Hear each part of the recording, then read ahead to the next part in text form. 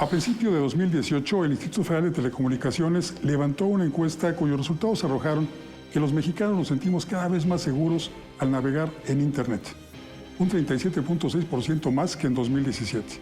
Pero la seguridad que sentimos no es real. En México existen más de 415,000 millones de ataques cibernéticos cada año. Hoy nos acompaña Joel Gómez Treviño. Es maestro en Derecho Internacional por la Universidad de Arizona. Es presidente fundador de la Academia Mexicana de Derecho Informático, Asociación Civil, socio director de Let's Informática Abogados. También está con nosotros Víctor Miranda. Él es especialista en hacker ético y forense digital. Es ingeniero en computación, profesional en el área de seguridad informática en los sectores financiero, gobierno, empresarial y grandes corporativos. Hoy aquí, en Juzgue Usted.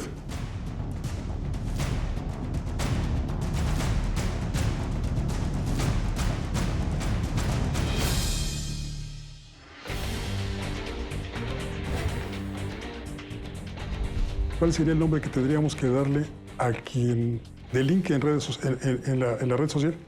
Bueno, hasta apenas hace unos años la Real Academia de la Lengua cambió el hacker, que era un pirata informático, a un especialista de seguridad de información, protegiendo los activos de información.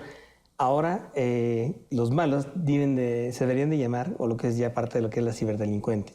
Ciberdelincuente. Exactamente. Lo de cracker. ¿Funcionó en algún momento? Funcionó en su momento hace algunos años, pero como no fue una palabra que fuera tan adoptiva de la gente, pues siguieron llamándolo hacker. Entonces el hacker era el malo y era el bueno. Entonces por eso es que empezaron a definir hackers de sombrero blanco, de sombrero gris, de sombrero negro, dependiendo del tipo de actividad que hacían, para poder identificar qué tipo de hacker era, si era bueno, si era malo. ¿Y el hacker bueno es el de sombrero blanco? Exacto. Chapó. Estamos muy atrasados, maestro Gómez Treviño, en materia legislativa en cuanto a los delitos que se perpetran a través de la Internet, a través de la red. Sí y no. Te voy a comentar por qué. En este año México cumple 20 años de contar en su legislación, concretamente el Código Penal Federal, con la inclusión de delitos informáticos. Desde 1999 se incluyeron 3 tipos de delitos informáticos. Con el paso del tiempo se incluyó un tipo número 4, por así decirlo. La realidad es que esa reforma fue bien intencionada, como suele suceder. Las leyes suelen ser bien intencionadas. Lo cierto es que en su redacción se quedó muy corta en cuanto al alcance de los tipos penales que ahí se incluyen, y además tiene una redacción que se presta para que se haga muy difícil la labor de perseguir al ciberdelincuente. Pero dice usted, ¿tiene 20 años esta legislación? 20 años, así es. ¿Y la cibernética avanza a velocidad de la luz? A pasos agigantados. Estamos atrasadísimos entonces, ¿no? Lamentablemente nunca se dieron los pasos necesarios para corregir lo que se hizo mal en su momento. Insisto, fue una legislación bien intencionada, pero con defectos de origen muy importantes. Lo peor no paró ahí, sino que muchos estados de la República Mexicana empezaron a copiar la misma redacción que tiene el Código Penal Federal en su Código Penal Estatal. Entonces tenemos una réplica de malas intenciones o una réplica de malas consecuencias generadas por este Código Penal Federal. Hoy tenemos una novedad en el mercado, por así decirlo, que es una propuesta, una iniciativa de ley de seguridad cibernética, ley de seguridad informática, que se presentó hace un par de semanas por el grupo parlamentario Morena. Y bueno, pues es algo también muy esperado, también es una muy buena intención. Hay que ver cuáles son las consecuencias de tener ahora una ley, en caso de aprobarse, en esta materia. Platicábamos fuera del aire sobre esta iniciativa y usted me hacía algunos comentarios de que aún con los avances que pudiera presentar, todavía seguimos rezagados o seguiríamos rezagados en caso de que se aprobara en los términos en que fue presentada. Sí, dado que la ley está muy enfocada a la parte de las herramientas, no tanto al ente que lo está efectuando. Vamos, por decir, un ejemplo muy burdo es el utilizar una VPN. De acuerdo a la ley que se está presentando, quien utilice ya una VPN ya está infringiendo la ley. ¿Una VPN es una conexión especial? Es crear un túnel en una conexión, por decir, en un aeropuerto. Es conectarse a lo mejor con su banco, pero a través de un túnel que ya no permite que alguien pueda ver lo que esté viajando en ese entorno. Entonces, como es una herramienta que se utiliza normalmente para generar ataques informáticos, por eso es que es una herramienta. Entonces, esta ley que se está tratando de implementar, bueno, pues está haciendo de que también ya quien utilice una VPN ya también es delincuente, o es un posible delincuente. Es como si poseer una pistola lo convirtiera a uno en un delincuente. Tentativo. Tentativamente, potencial delincuente. Exacto. ¿Hay algunas observaciones que ustedes como abogados, colegiados, pudieran hacer respecto a esta iniciativa antes de que sea presentada, antes de que sea discutida y dictaminada?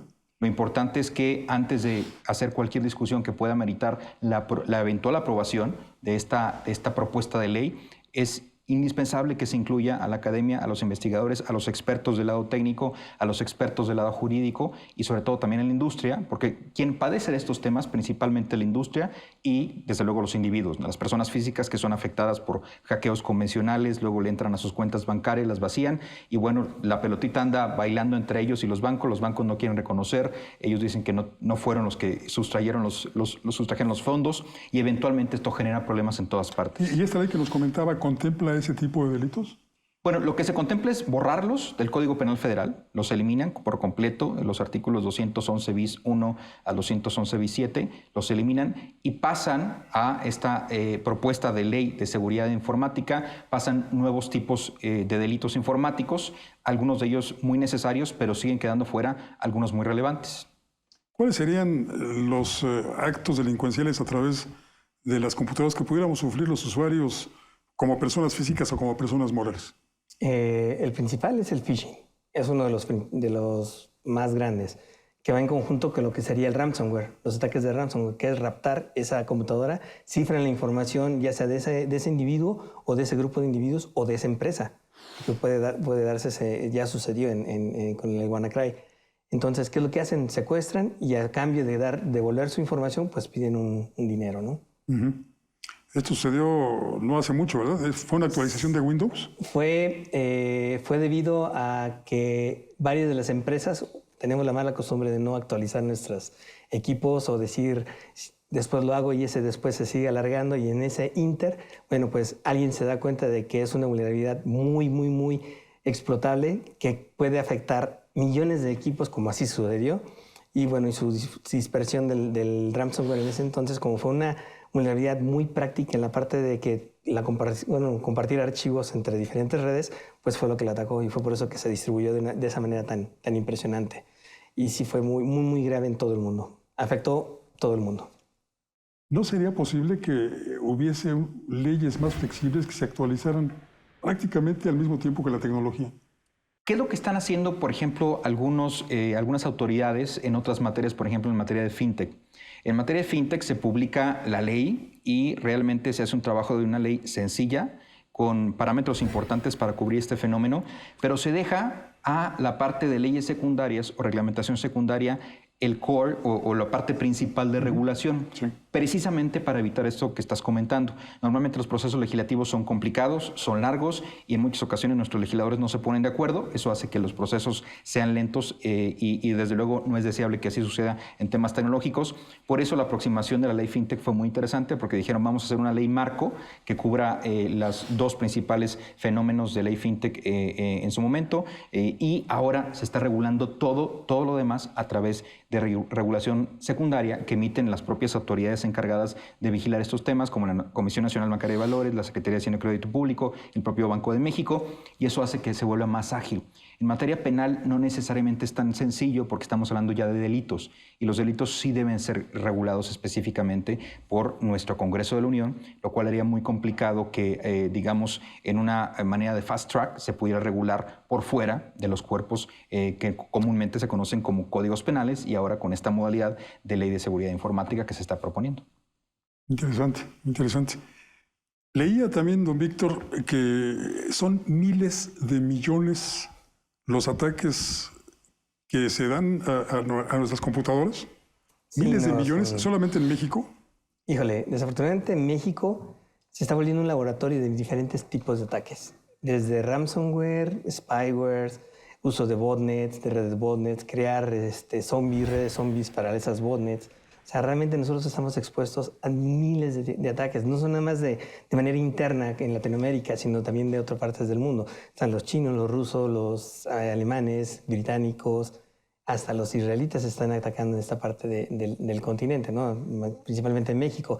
Y no se diga cuando hay diferentes tipos de eventos políticos, sociales, culturales y demás, que es cuando aprovechan para empezar a tratar de ahí introducirse en las redes. Finalmente, se nos agota el tiempo, pero ¿qué nos diría a quienes están viendo este programa? ¿Qué nos diría para evitar que nuestros sistemas computacionales sean atacados? Y yo creo que el principal de todos es actualizar. Mientras uno tenga actualizado su equipo, su sistema operativo, y el utilizar algún tipo de anti-spyware, antivirus, eso les va a ayudar muchísimo al menos a proteger ese equipo que tienen en frente de ustedes.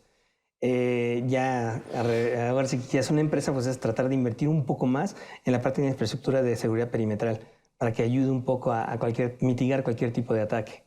Y eso les podría ayudar mucho. Hay que hacer uso de los professional ethical hackers. Sí, para probar qué tan vulnerables son, porque muchas veces pueden decir, a mí nunca me va a pasar, y de ahí no pasa nada, y son los que luego están más afectados. Yo tengo una opinión un tanto distinta. Sí. A mí me gusta pensar en la gente. Todos los que nos hemos visto involucrados en temas de seguridad informática conocemos una frase muy famosa que es: el eslabón más débil en la cadena de la seguridad informática es el ser humano. Si no capacitamos a nuestro personal, si no tomamos conciencia nosotros como usuarios de Internet de lo que está bien, de lo que está mal, de lo que puede causarnos un daño, es muy fácil que se vulnere nuestra información, es muy fácil que se vulneren nuestros datos. Y todo sucede porque la gente no toma conciencia de que lo que hace en Internet puede repercutirle no solamente a él o a esa persona, puede repercutirle a toda su familia o a todo su entorno social. Si su red no está segura, ahí sí ya entramos en conexiones. Si el ser humano hace algo inseguro y además no está actualizada su computadora, no tiene seguridad perimetral, no tiene un firewall, pues entonces los daños se multiplican. Muchísimas gracias, don Joel Gómez Treviño. Gracias por estar aquí. Don Víctor Miranda, gracias. Buenas noches. Un placer. Mantener actualizados sus equipos de cómputo es necesario para evitar los ciberataques. Pero sobre todo, estos se evitan con mayor seguridad si usted mantiene una actitud ética cuando se siente frente a su computadora. De eso nos platicaron los expertos esta noche. Pero lo que nos interesa es que juzgue usted. Soy Francisco Rodríguez, le agradezco su atención. Lo invito a que nos reencontremos aquí la próxima semana. Mientras tanto, le deseo, como siempre, buenas gracias y muchas noches.